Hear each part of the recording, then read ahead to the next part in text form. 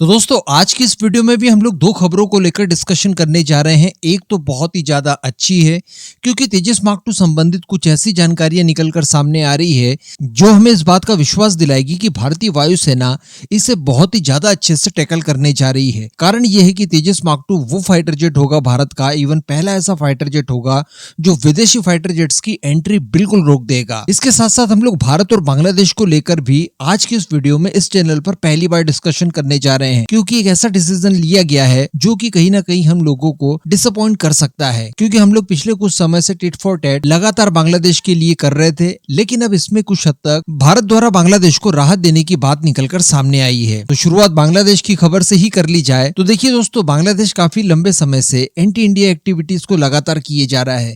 ऐसी परिस्थिति में उसे भारत का इंपॉर्टेंस पता होना अनिवार्य है और इसके लिए सबसे ज्यादा जरूरी है आर्थिक मार। जैसे ही आर्थिक मार इन्हें पड़ेगी तो श्रीलंका हो, मालदीव हो, इन्हीं की तरह बांग्लादेश को भी भारत का इंपॉर्टेंस पता चल जाएगा कि वो एक्चुअली हमारे लिए है क्या। इस वजह से जैसे बांग्लादेश के अंदर तख्ता पलट की कार्रवाई की जाती है उसके तत्काल बाद भारत द्वारा कई मामलों में ट्रेड या तो बंद कर दिया गया या फिर बिल्कुल कम कर दिया गया, जिसके चलते कई अलग अलग खबरों से ये पता चलता है कि बांग्लादेश के अंदर काफी ज्यादा स्ट्रगलिंग दौर आ चुका था और ये भारत के लिए एक अच्छा साइन था। नो डाउट इससे रिलेशनशिप और भी ज्यादा खटास में पड़ सकते हैं, लेकिन इसमें भी कोई दो मत नहीं है कि उन्हें इस बात का रियलाइजेशन हो जाएगा कि भारत का महत्व क्या है। जैसा कि हम लोग जानते हैं कि 19 जुलाई से भारत और बांग्लादेश के बीच में जो भी व्यापार हो रहा था उसे निलंबित कर दिया गया। भारत के द्वारा कई सारे इंफ्रास्ट्रक्चर की परियोजनाएं जो शुरू की गई थी उन्हें भी बंद कर दिया गया। भारत के अधिकारी और जो इंजीनियर्स वगैरह बांग्लादेश के अंदर काम कर रहे थे उन्हें भी वापस बुलवा लिया गया। जो डीजल सप्लाई के लिए डेडिकेटेड फ्रेंडशिप पाइपलाइन को डाला जा रहा था उसे भी रोक दिया गया। इसके अलावा जो रेलवे सर्विसेज थी दोनों देशों के बीच में उसे भी बंद कर दिया गया। लेकिन अब बताया जा रहा है कि भारत बांग्लादेश के बीच में व्यापार फिर से शुरू कर दिया गया है, यानी इनके ऊपर एहसान भारत द्वारा वापस से कर दिया गया है। और इसके लिए भारत और बांग्लादेश के बीच में जो ट्रेन के माध्यम से व्यापार होता था इसे बताया जा रहा है कि बहाल कर दिया गया है। ये जो रेल मार्ग है ये बेनापोल लैंड पोर्ट्स के माध्यम से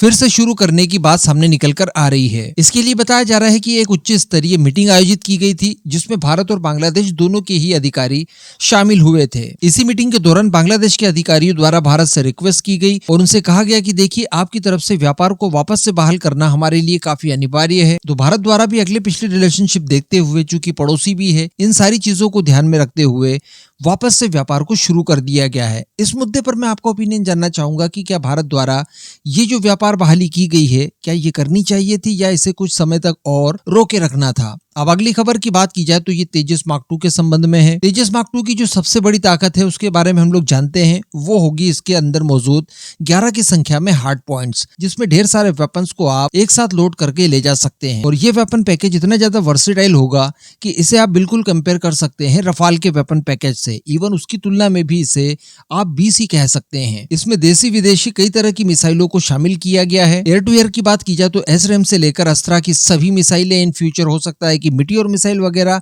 इन सभी को शामिल किया जाएगा। एंटी रेडिएशन मिसाइल से कई सारे ग्लाइड बॉम्ब्स वगैरह हैं। इसके अलावा ब्रह्मोस एनजी मिसाइल है, रुद्रम सीरीज की मिसाइल है जो कि एंटी रेडिएशन के काम आती है। इसके अलावा यूरोपियन देशों की स्कैल्प मिसाइल जो कि रफाल के अंदर भी इस्तेमाल की जाती है।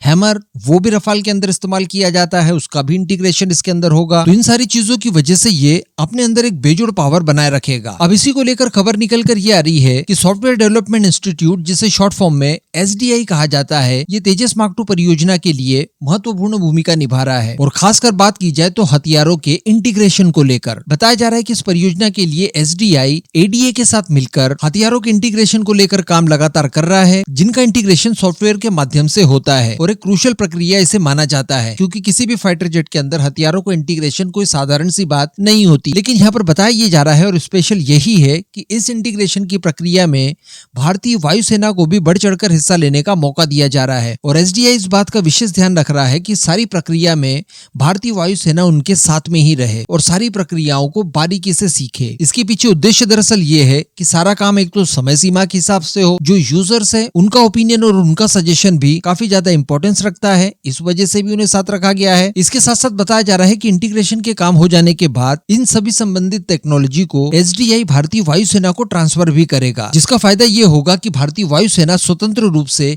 किसी भी तरह के हथियार का इंटीग्रेशन इसमें अकेले दम पर कर पाएगी और इसके अलावा इसके जो फ्लाइट ट्रायल्स वगैरह है, जो इसकी उड़ान परीक्षण वगैरह है, इन्हें भी स्वतंत्र रूप से भारतीय वायुसेना कर पाएगी। किसी अन्य एजेंसी की जरूरत पड़ेगी ही नहीं। और इसी आत्मनिर्भरता को लाने के लिए भारत का डीआरडीओ भी काफी ज्यादा प्रयास कर रहा है, क्योंकि मैं आपको बता दूं कि जो अस्त्रा मिसाइल्स है या फिर एंटी रेडिएशन रुद्रम मिसाइल्स है, इनकी फैमिलीज की भी सारी मिसाइल्स को तैयार करने के लिए डीआरडीओ द्वारा भारतीय वायुसेना को शामिल किया गया है परियोजना में, ताकि इन मिसाइलों के डेवलपमेंट से ही इसकी सारी बारीकियां वो लोग सीख ले, ताकि इन फ्यूचर जब तेजस मार्क 2 या फिर अन्य विमानों के अंदर इनके इंटीग्रेशन की आवश्यकता पड़े तो वो भी स्वयं के स्तर पर वो कर पाए। तो अल्टीमेटली उन सारी चीजों का ध्यान रखा जा रहा है जिससे कि भारतीय वायुसेना को पहले की तुलना में और ज्यादा सशक्त बनाया जा सके।